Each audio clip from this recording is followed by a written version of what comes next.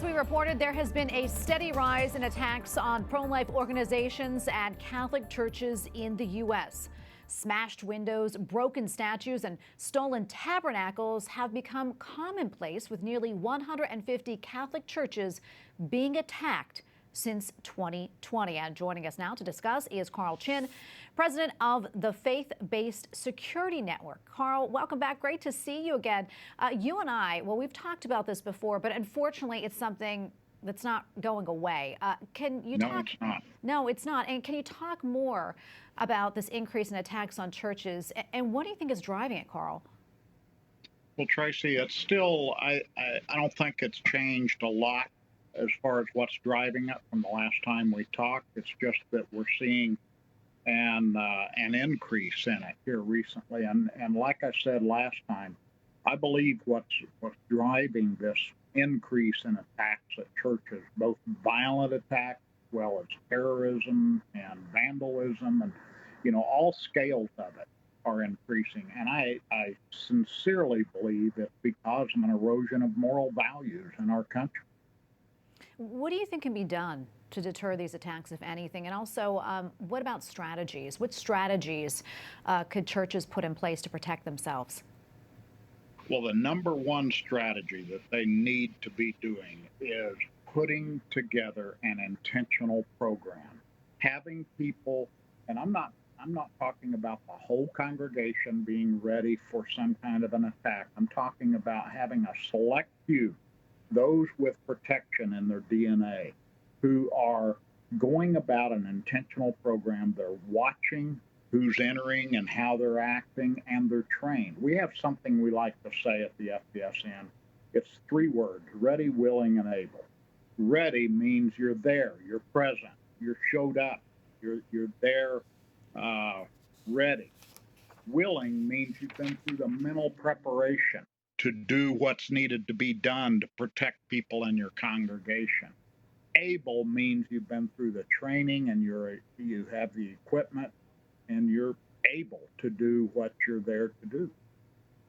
Yeah, and that's Carl, the strategy. Yeah, and it seems this problem, Carl, is being amplified, as we await the Supreme Court decision that will likely overturn Roe versus Wade. What are you hearing from faith leaders, and are any of the churches that you work with, are they maybe implementing more security measures during this time? They are. They're not only implementing more security measures, they're reaching out more to the pregnancy centers and those people in their communities who are continually under attack. And when I say continually, it varies with region, but we have definitely seen an uptick in the attacks on anybody who has the audacity to stand for this overturn of Roe v. Wade. And as we talked last time, Tracy, that's a battle line that's been drawn.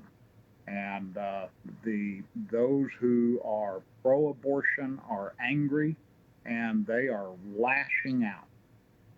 They most certainly are. And I know this pro-abortion group, there's one in particular that's calling for a night of rage on the day that Dobbs, that decision is released. I want to ask you this, Carl. How do you think these pro-life pregnancy centers should be preparing for this? I believe they should be doing the same thing that churches have started doing, starting about 20 years ago, or even longer than that for some.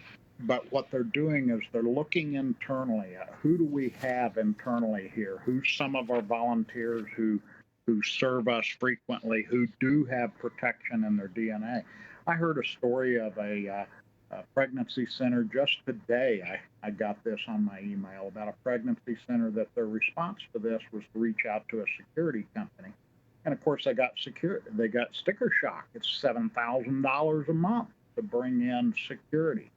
And what we try to tell people, churches, you don't have to hire security. You can train up some of the people in your own circle. Churches and faith-based organizations, and this certainly includes pregnancy centers, operate based on giving, on volunteer work, on funding from donations. We are a volunteer-supported organization. And within your network, you've got people who have protection in their DNA, and they would step out to serve you.